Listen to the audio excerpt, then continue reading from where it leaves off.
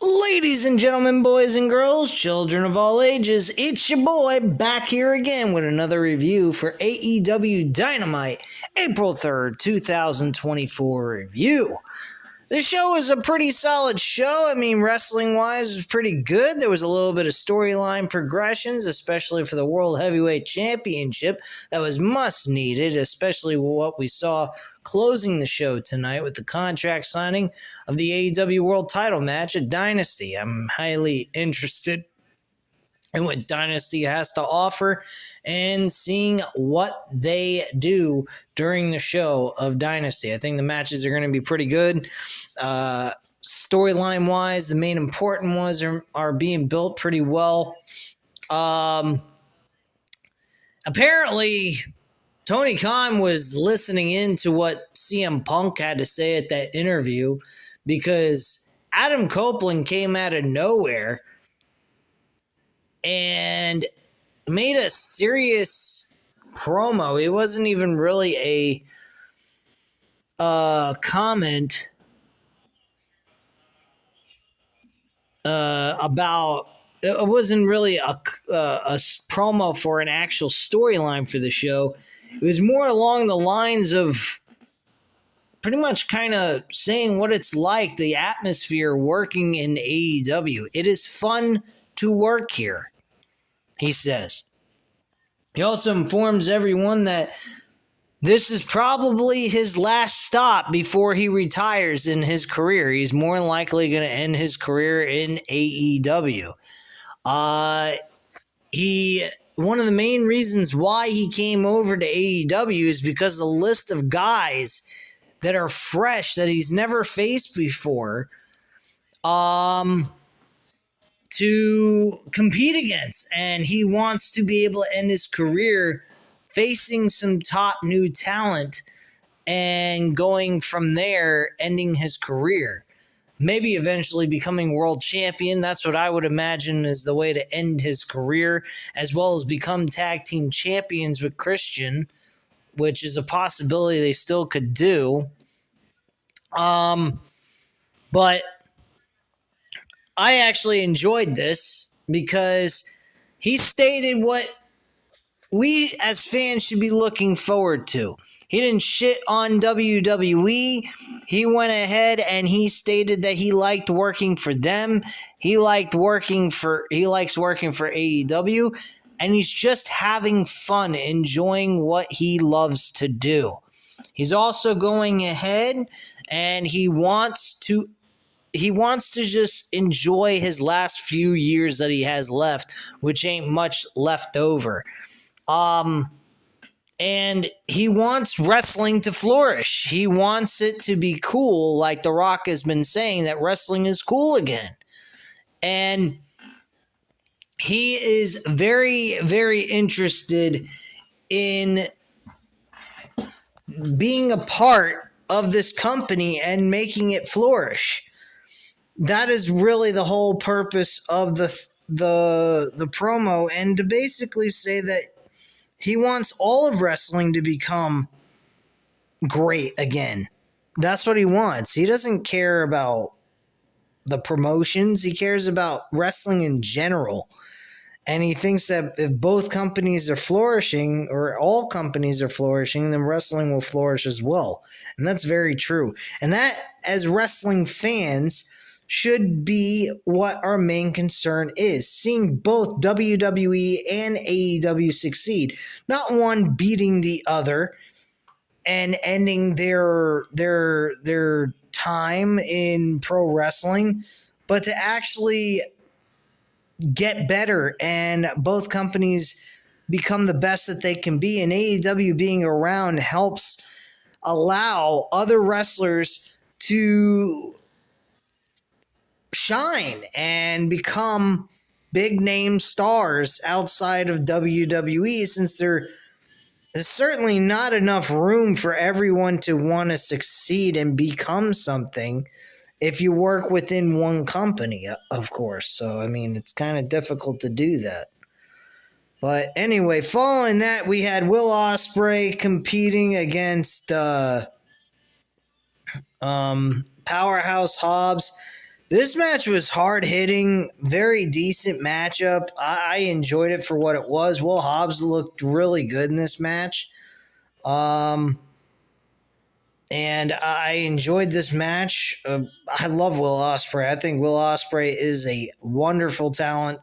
Great pickup by AEW and well worth the time and investment that they're putting in. After the match was over, though, Will Ospreay won. Hobbs starts arguing with Ospreay until Callis manages to calm him down, and Ospreay heads up the ramp to celebrate until Bryan Danielson comes out, staring at his Dynasty opponent down before heading to the ring as they go to a commercial break. We have Bryan Danielson versus Lance Archer. This was pretty much similar to the Will Ospreay and Powerhouse Hobbs match, pretty much a similar match style. And of course, Bryan Danielson picks up the victory with the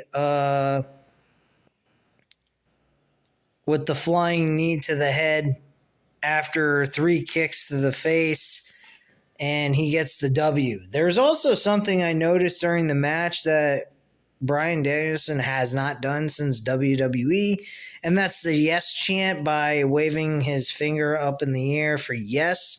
So I was a bit surprised by that. I thought there's copyright infringement from doing shit like that on the AEW program, but apparently that's been cleared. I don't know. I have no clue whatsoever. But anyway, after the commercial break from that match, we come back to ringside. Renee Paquette welcomes Lionheart Chris Jericho, who looks to call out Hook.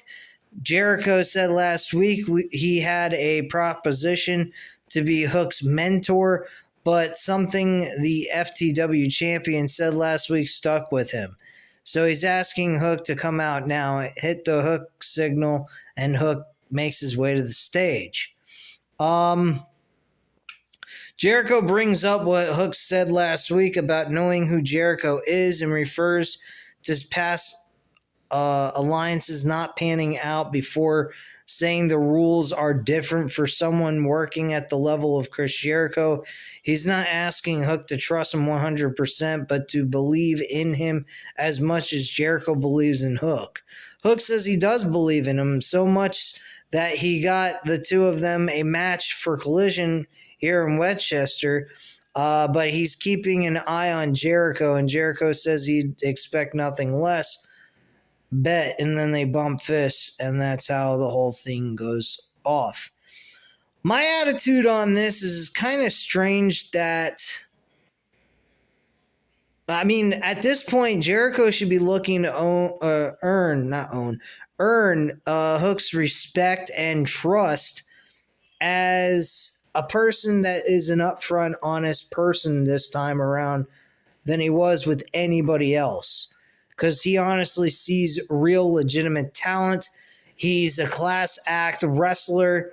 He's not a man of the mouth. He's a man of action. And he's a man of few words. He's about kicking ass, taking names, and winning matches. And I think that's what Chris Jericho needs to look for. Sammy Guevara was a great talent. He's just been in trouble legitimately behind the scenes with Tony Khan, that it's become a problem. And now they're just looking to pan Chris Jericho or pivot Chris Jericho to Hook as a way of really building up Hook. And I think this is great. Them teaming them together is great. I think that these two being tag team partners, eventually earning each other's trust as tag team partners and winning tag team gold after we find out who are the new tag team champions from this tournament, I think would be a great idea, and you could stretch it out throughout the year. You possibly could crown them as new tag team champions at All In in the UK. That's what I would do. So that's my opinion on that. I think that would be the best move for them to do. I hope that's the direction they go with, because I think that would be great for Hook to start out in the tag team division with a guy who's a well-known performer like Chris Jericho. Jericho wins some more gold under his belt along with a young talent.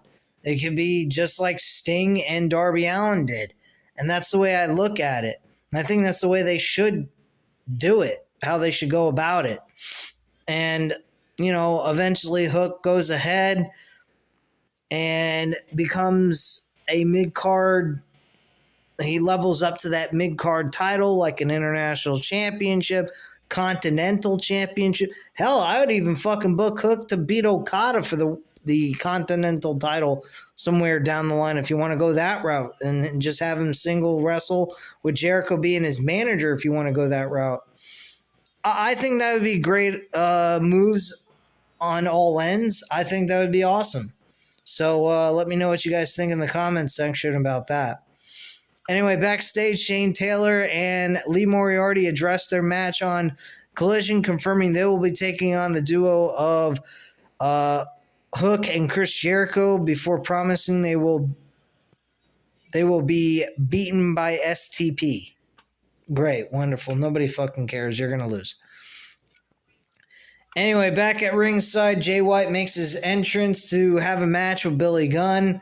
This match I don't give two flying fucks about. I'm not even going heavily into this. Mostly Billy Gunn was winning the match, was mostly on offense. Jay White was on the defense, taking most of the shots and everything else. I did not like this match whatsoever. I have no care. Secondly, I have no care for these two factions.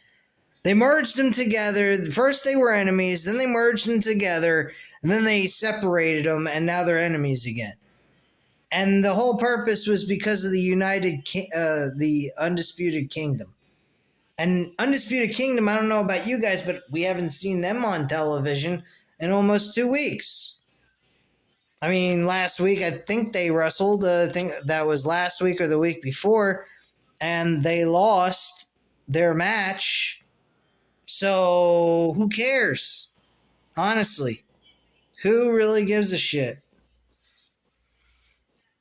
And United Kingdom, the Undisputed Kingdom is not there. They're not doing anything. Adam Cole's not doing anything. He's not cutting promos. We don't even see Wardlow on there. Nothing. Roderick Strong's the international champion. We don't even see him on Dynamite. Maybe on Collision. Who the fuck knows? I don't give a shit. The whole thing's a fucking dud. The whole concept of the Undisputed Kingdom is a fucking dud. It's dead. There ain't nothing that would interest me in Undisputed Kingdom whatsoever. They're fucking screwed. Anyway. So they show Young Bucks arriving as well as the Best Friends with Trent Beretta's mom, Sue. Back at ringside, Renee Paquette welcomes Willow Nightingale to the stage for a word or two following her win last week on Dynamite. Willow is excited to be in Winchester, recounting how hard she worked in this town, referencing the White Eagle to a big pop. And she calls Winchester a home away from home where she figured out who she is. She used to wonder if a girl like her belonged in wrestling, and the response from the crowd helps confirm that many very well be true. This applause helped her blossom into the woman we see today, the woman who will be challenging the TBS championship at AEW Dynasty. She believes that the fan support will help her become the smiling face of a women's division in AEW. Stokely Hathaway talks about Willow having a banger of a match last week and how hard she's been working week after week, but is interrupted by the arrival of Mercedes Moné. And Mercedes tells Winchester to say hello to their CEO and that she looks forward to seeing Willow take on Julia Hart at Dynasty, and whoever is champion after Dynasty, Moné gets next because money changes everything. Great. So she's instantly challenging for a TBS mid-card championship in the women's division, and she hasn't had a single fucking match yet. So I don't understand that logic, but okay. We're just going based off of her name. Back at ringside, the Young Bucks make their way to the ring for the next match, which is the AEW World Tag Team Championship Tournament semifinal. Young Bucks versus Best Friends. Top Flight and FTR are on the other side of things, which is looking like FTR versus the Young Bucks is the finals main event for the tag team titles. I'd imagine the Young Bucks are going to pick up the W here and beat FTR for those tag team titles and become the tag team champions like they should have been at Revolution. That's what I thought they were going to do, but unfortunately that wasn't the direction they went with. I was totally fine, though, with Sting and Darby Allin retaining the tag team titles. I just was a bit surprised that the Young Bucks did not win, but this tournament, I don't know how this is going to advance things storyline-wise for the World Tag Team titles, but this match between Young Bucks and Best Friends was a killer of a match. Very enjoyable tag team action between these two teams. The Young Bucks, unfortunately, pick up the victory by cheating, by hitting the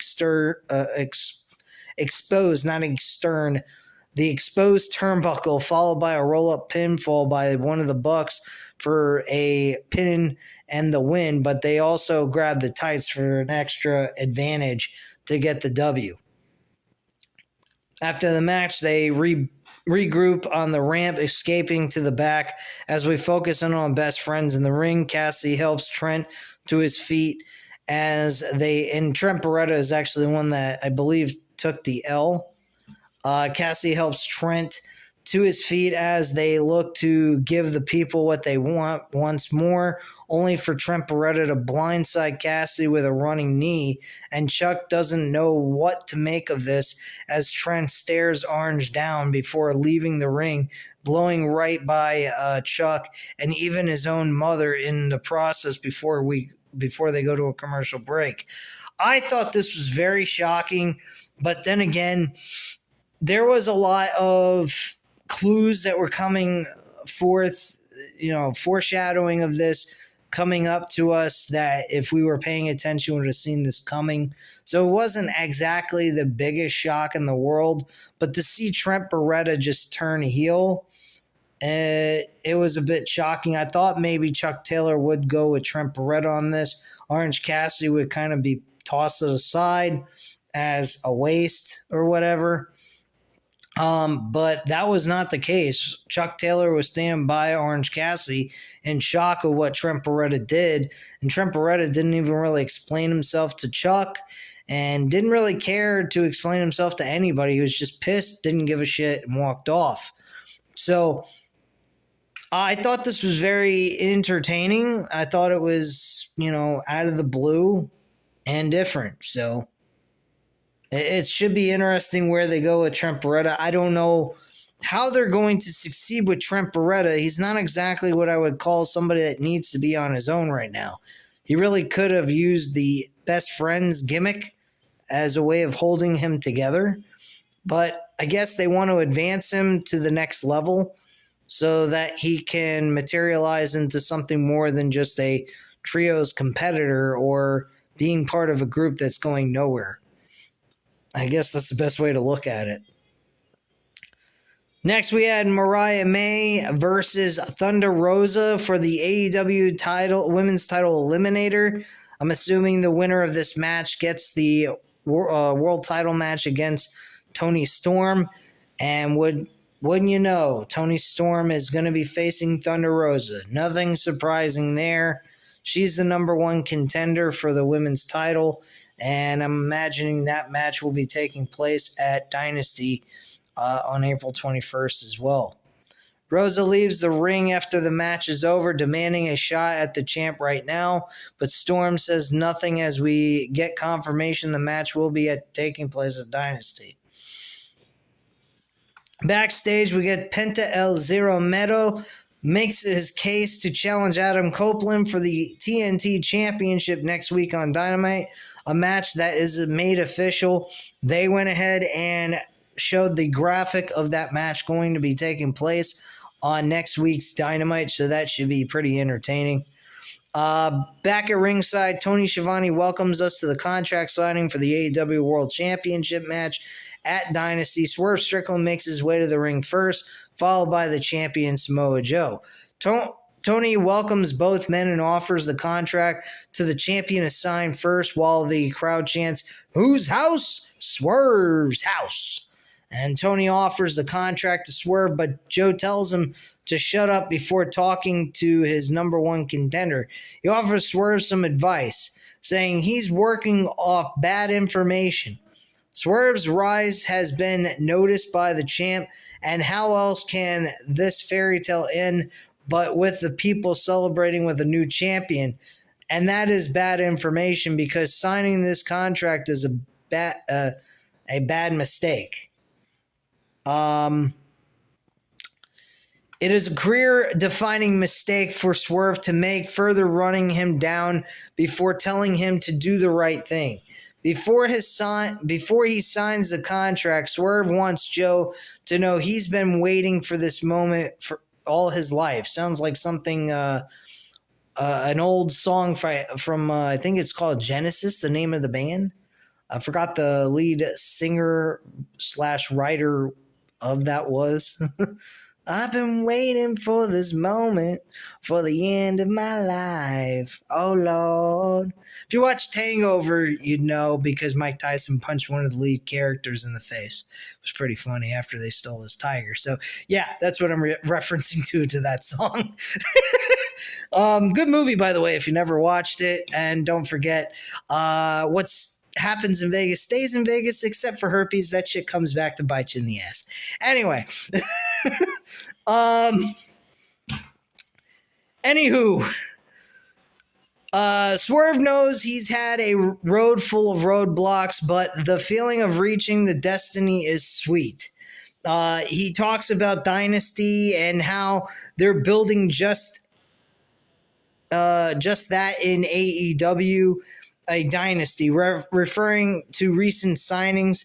The crowd briefly chant MJF, which I thought was great. Don't ever forget MJF. He's the fucking dynasty of the entire company itself. He just so happens to be out with injury. So that's all there is to that. But he is the dynasty of the fucking company. He is the diamond at in the forefront of this company. He's the face of AEW. To which Swerve just chuckles before saying Joe is the definition of a killer. But so is Swerve. At AEW Dynasty, Swerve will show Joe he is that man. He tells Joe to run that fade before hitting him with a punch and trying to choke him out with a chain. Joe breaks free, hitting Swerve with a headbutt before laying into the number one contender. He grabs Swerve's chain, wraps it around his hand, slamming it against Swerve Strickland before officials come out to intervene. Joe leaves as a bloody Swerve laughs into the microphone, letting the champ know he loves this shit. I thought that was funny as hell. And if that's all Joe's got, Swerve is taking the title from him. He dips the pen in his own blood to sign the contract. He also wipes some of the blood on the contract itself as a way of officially signing in his own blood. But it also enraged Joe, and he rushes back in the ring, attacking Strickland, sending him through the table with an enraged Joe, and Joe stares his contender down, standing tall with the AEW Championship held high as the show comes to a close. I absolutely loved this ending of the show. I thought it was a solid way to end the show, despite the fact the show was kind of wrestling based. It was good. Storylines kind of digressed a little bit. But this really, really did a good number for me when it comes to intensifying the rivalry between two competitors. Will Ospreay and Bryan Danielson's basic storyline, best wrestler versus best wrestler, who's the best out of the bunch. But it's going to be a great match that people are going to enjoy. So it gives you that simplistic storyline build that people are going to go out of their way to spend the money, as I am going to definitely do that. I am going to get this pay-per-view. most definitely. So I have no rhyme or reason not to. I think this is great. I think this is going to be a fun matchup for the world title. How they end this, I don't think there should be an ending. I think there should be a cliffhanger, and I don't think Joe should walk away as the winner or anything like that. I think Strickland and him should go to a no contest. I know that's not a popular decision, but it also allows you to be able to continue this match going into Double or Nothing, where Swerve Strickland, I think, should win the title in Las Vegas, being that it's one of the biggest shows in AEW's history and the very first pay-per-view AEW's ever had. Now, you could have him go over at Dynasty if you want. I mean, I don't see any harm in it, but there's also no harm in stretching this out all the way to Double or Nothing in May and having Swerve win the title then. So it all depends on the person's opinion and viewpoint on that and how they feel about it.